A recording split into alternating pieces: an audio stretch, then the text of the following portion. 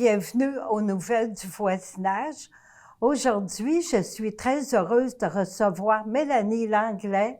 Elle est professeure de yoga ici dans les Tours Frontenac. Bienvenue, Mélanie. Merci beaucoup, Madame Louise. Oui, ça va bien? Oui, ça va très Oui. bien, merci. Dis-moi, Mélanie, tu donnes des cours de yoga ici dans les Tours Frontenac. Est-ce Oui. que tu peux nous en parler? Oui, bien, dans le fond, j'ai commencé à donner les cours ici au mois d'août 2020. Puis, ben, j'ai la chance de vous revoir, mais de revoir aussi plusieurs autres étudiants depuis 1 an. On a été obligés de passer en mode Zoom Oui. pendant la zone rouge, mais on a eu comme tout l'automne dernier, puis depuis le mois de mai là, que je suis de retour, on a eu des cours dans la cour, peut-être vous nous avez vus, mais là, on est au salon vert Oui. depuis que l'automne est arrivé, puis qu'il fait trop froid dehors. Oui, justement.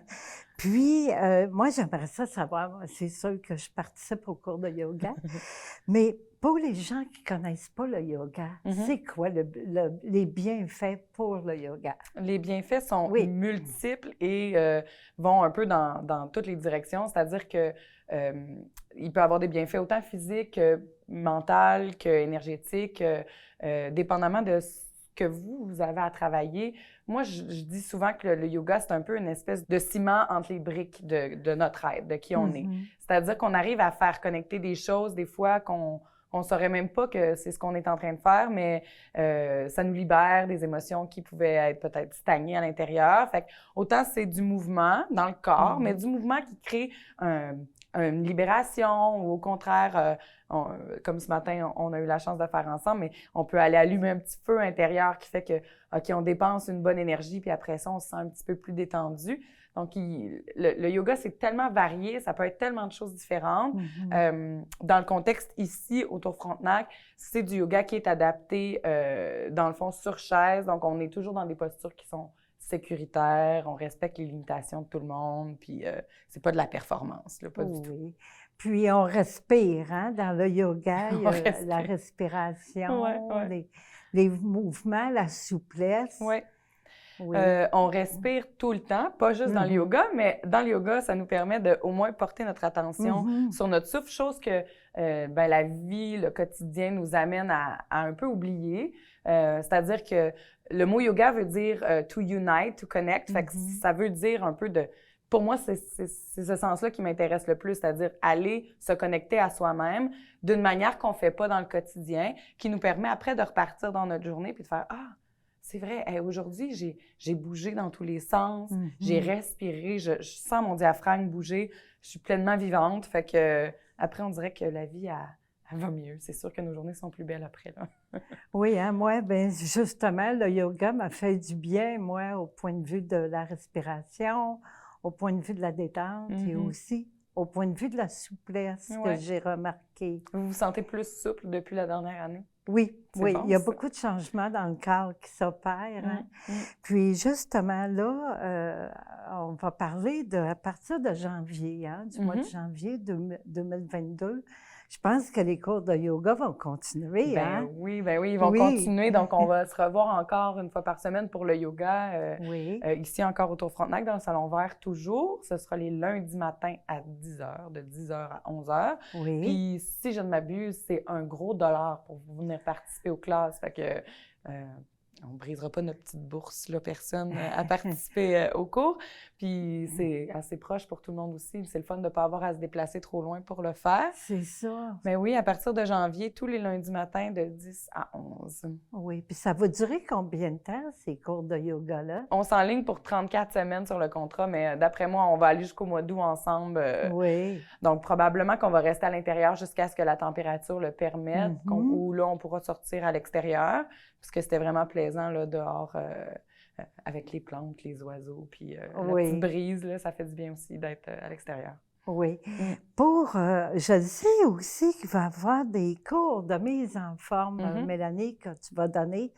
à partir, je crois, aussi de janvier 2022. Ouais. Comment ça va fonctionner, les cours de mise en forme? Bien là, il ne faut pas s'inquiéter, c'est de la mise en forme, mais encore une fois, je reste, même si je porte le chapeau d'entraîneur dans le contexte du cours de mise en forme, j'enlève pas complètement mon chapeau de prof de yoga, c'est-à-dire qu'on va toujours rester dans le respect des limites de chacun. Fait que même si quelqu'un aurait des limitations, par exemple des opérations au genou, quelque chose qui ferait en sorte que la mobilité est plus difficile, ben moi, j'invite quand même les gens à se déplacer. On fait de la musculation, mais adaptée. Donc, encore une fois, sur chaise. Peut-être que vous aurez l'occasion d'amener des petits, comme des cannes ou des bouteilles d'eau pour utiliser comme petit poids. Oui. Mais on va utiliser principalement le poids du corps pour pouvoir aller chercher à renforcer les muscles stabilisateurs. Là, je parle souvent des épaules dans mes cours, mais 80% des gens ont les épaules pétées, puis des problèmes d'épaules, puis des épaules, des bras qui ne peuvent plus se lever à cause d'une blessure qui viendrait du fait que peut-être les structures ne sont pas assez fortes. Puis moi, j'observe beaucoup de bienfaits là, chez les gens.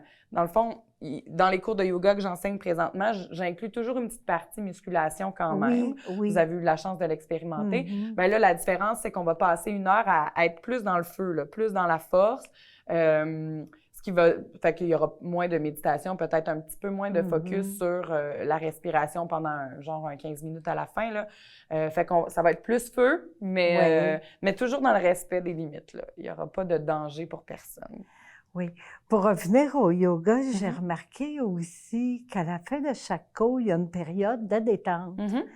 Puis, à chaque cours, c'est différent, hein, la forme de détente. Ouais. Est-ce que tu peux nous en parler un petit peu plus par rapport à la détente? Oui, la détente est comme essentielle à la fin. Dans un cours de yoga où on serait sur tapis, on appellerait cette période-là, dans le fond, c'est la posture du cadavre qu'on irait faire au sol, la posture qu'on appelle Shavasana en sanskrit.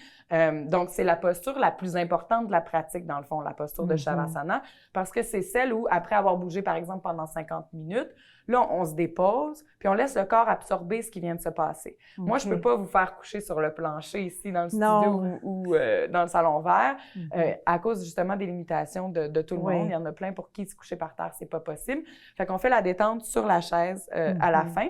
Puis je reçois beaucoup de commentaires positifs sur le fait que c'est tout le temps différent, justement. Puis moi, j'essaie toujours d'aller puiser dans mon coffre à outils, là. On n'en a pas parlé, mais je porte plusieurs chapeaux, j'ai plusieurs métiers, puis j'essaie d'aller chercher des exercices de vibration de voix, des exercices... moi, je chante des fois, des méditations plus imagées où je vous amène à aller vraiment visualiser quelque chose. Fait que le fait d'avoir tout le temps quelque chose de différent, ça garde tout le monde un petit peu réveillé. Personne ne s'assoit sur ses lauriers, tout le monde est à l'écoute. Fait que, à date, j'ai des bons commentaires là-dessus. Fait que je continue de faire comme ça. Oui.